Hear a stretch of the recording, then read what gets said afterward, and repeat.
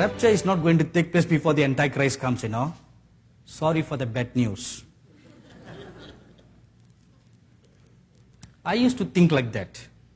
I used to preach that for 20-something years of my life, until the Lord appeared to me one day in the year 2006, and He said, all your theology is wrong.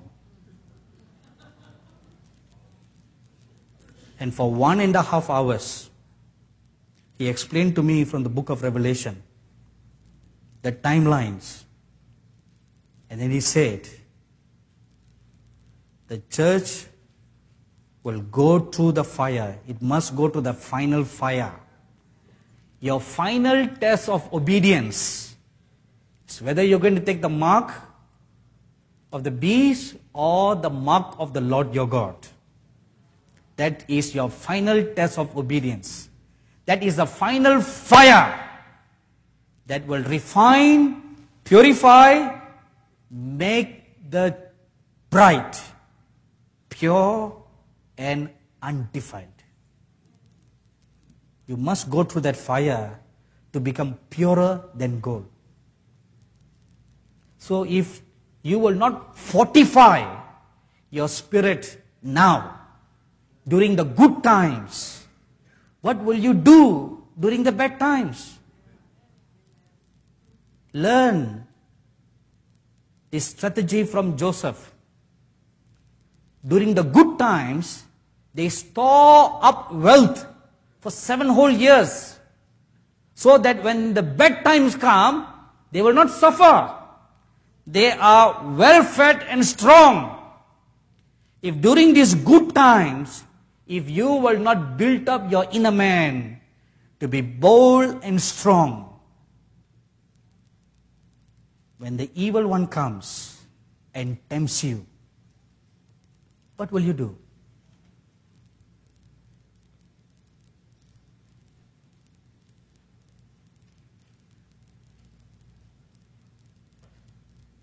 I once posed this question to my staffs during a weekly fasting prayer. So everybody said, oh yes, we will stand up for the Lord. There was one of my staff, a receptionist, who just gave birth to a new beautiful baby girl. So I looked at her and I said, my dear daughter, what will you do? She said, no uncle. Yes, I will remain strong for the Lord. No matter what happens, I will not take the mark. I said, well done. What if your baby is crying for milk and you have no money to buy milk? How long can you stand the cries of your baby? She became very still and quiet. She began to stare at me, just like how you all are staring at me right now. I said, tell me, you're a mother. How long can you contain the screaming cries of your baby? How long?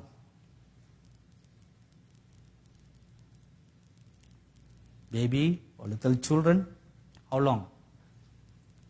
They have no food to eat. An adult can control their hunger. What about little ones? How long can they control?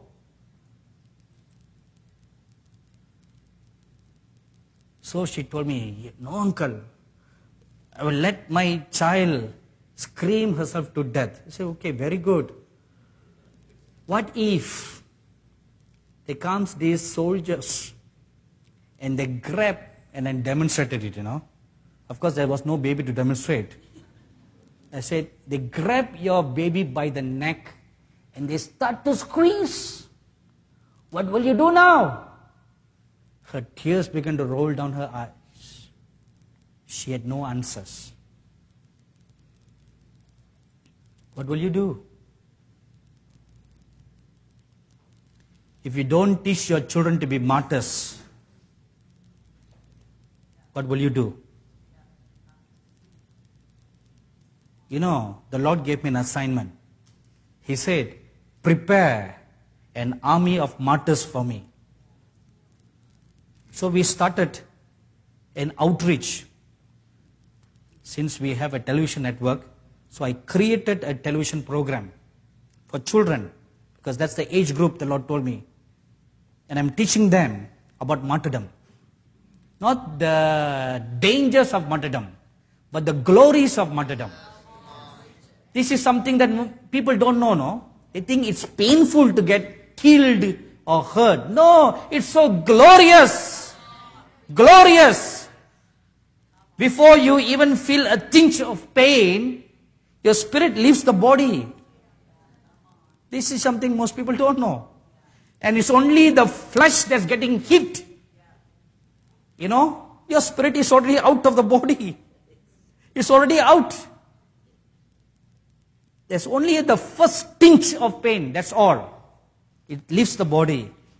That is the blessed gift that God has given to the martyrs. The first blood need to spill. The first drop, that's all. The spirit comes out. And is joyously joined together with the company of glorified martyred saints. If you will not teach your children today to be martyrs, a hero for a martyr, when that time comes,